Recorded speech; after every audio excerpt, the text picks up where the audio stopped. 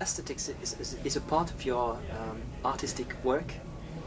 The fact that you pay attention to the design, to the photography, to the videos, and for this time you worked with someone particularly to release all the layout and the videos. Can you tell us a little bit about this designer? I will say, obviously, if you don't get the music right, then you can't make good videos, you can't make good artwork. There's no point. It's you know, you have to have good music. So that is the most important thing. But I genuinely enjoy making imagery. I mean, that's something that I love to do and be involved in. I worked on this with Scott King. He concepted the whole thing. He sort of saw me as a street diva, as a kind of a down-to-earth artist, if you like. A real person, but an artist. He saw that juxtaposition within me and within my performance, and ultimately for me that was very seductive, because I've always felt like that. I've always felt like I've treaded a line between being, I'm just like you, I'm just an ordinary person, come and join me and have fun, and I'm an artist. I am the artist. I'm quite important, actually, or I'm quite serious, or I'm quite special, or whatever. Or egocentric. Yeah, or whatever.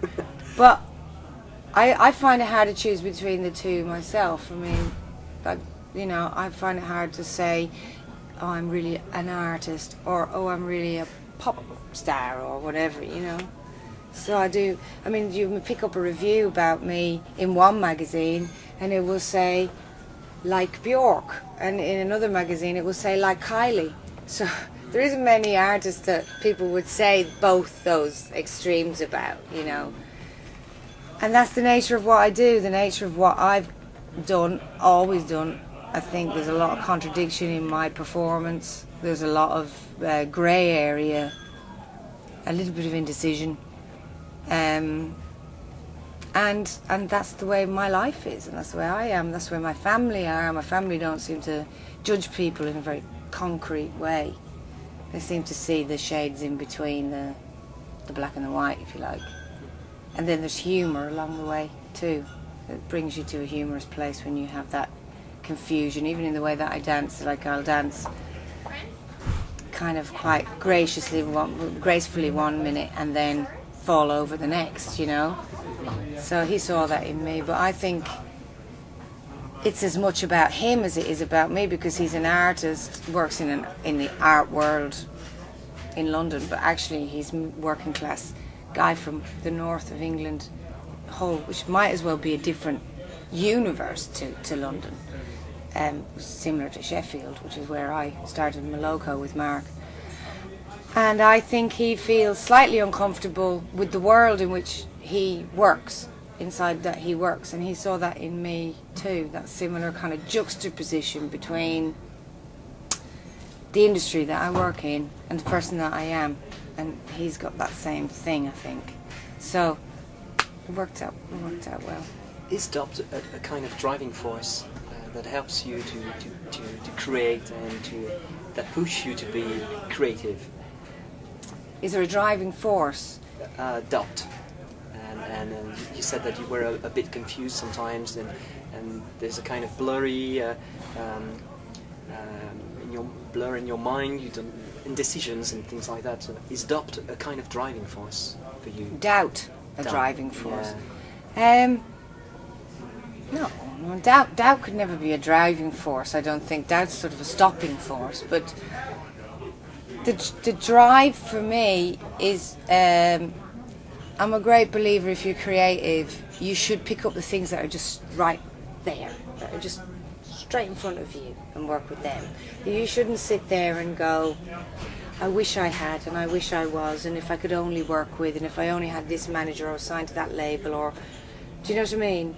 For me, it's like, oh, there's Seiji from Bugs in the Attic, I'd quite like to work with him, I'll go and work with him. Or on the last record, oh, there's Matthew. Hi, Matthew. Should we make a record? You know, it's kind of like that. And I don't plan massively in advance things like that, you know. But what keeps me going is the excitement of that way of working. You're quite instinctive. Definitely very instinctive. Definitely let things come to me. And it's never really been about massive ambition for me. You know, it's never been about planning so far ahead that I wonder what chart position my record's going to be or anything else. It's about making a great record. With this, it was about making a functional record as well as as good a record as I possibly could. It was about making people dance. It was about making people feel. It was about doing justice to the references that I had brought into the studio, the music that I'd grown up with, that I've listened to all my life, that I've danced to all my life. And so it's about little things rather than big things for me, and the joy of that. There's a lot of disco variety. There's acid house, there's 80s punk, some songs sounds like Rock Burton, Michael Jackson, all Michael Jackson songs, R&B kind of feelings, and all dedicated to dance. So is it the perfect reflection of all the kind of dance music you're into?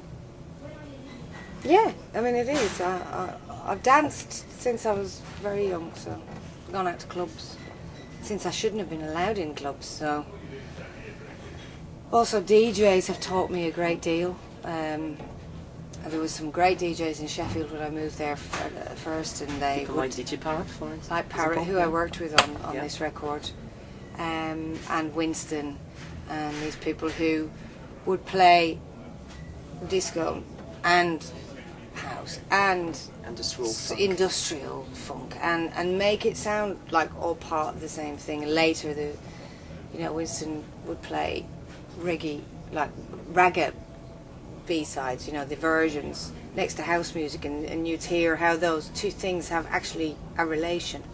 And that was that's a good education for a person who wants to make music, really. And if you're dancing to music and you're interacting to it, you're absorbing it in a way that you wouldn't by just listening to it anyway. So there is that. When I go out, I like to dance from the beginning of the night to the very end of the night. So if I know I'm not going to be able to do that, I don't go. If I know I'm not going to like the music, I don't go. I know I'm very serious about it. It's very intense the way I go out. It's not for everyone how I go out. Any departing words for the French audience? No. No. Not really. Okay. Thank you very much for your time. Thank you.